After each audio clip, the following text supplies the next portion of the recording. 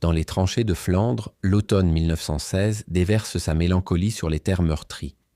Thomas Leblanc, ce jeune Canadien qui rêvait d'aventure, se retrouve plongé dans une réalité bien différente de celle qu'il imaginait depuis son Québec natal. Les jours se suivent, monotones et terrifiants à la fois. La boue, omniprésente, s'infiltre partout, dans les uniformes, dans les bottes, dans les âmes. Le ciel gris de Belgique semble avoir oublié sa couleur d'origine, tout comme les visages des soldats ont perdu leur éclat d'antan.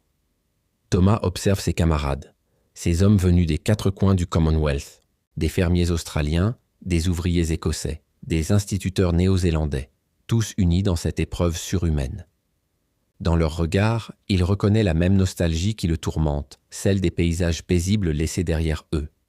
Les nuits sont les plus difficiles, quand le silence s'installe, trop lourd, trop menaçant.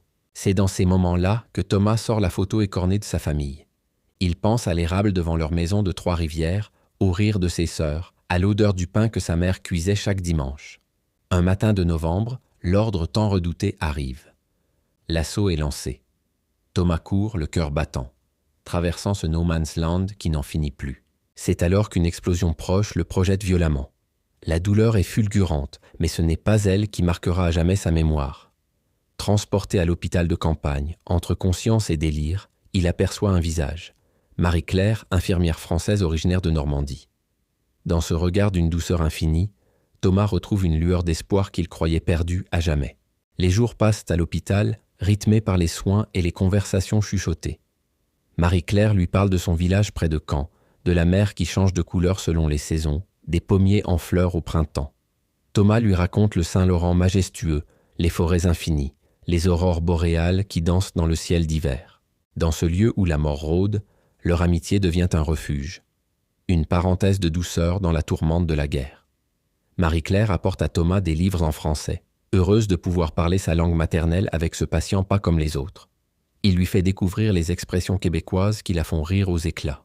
Sa convalescence devient un moment suspendu, presque irréel. Les autres blessés remarquent ce lien particulier qui unit l'infirmière française et le soldat canadien. Certains sourient avec bienveillance, comprenant que même dans les heures les plus sombres, la vie trouve toujours un moyen de reprendre ses droits. Mais le temps presse. La guerre n'attend pas. Thomas doit bientôt rejoindre son unité. Le dernier jour, Marie-Claire lui remet une lettre.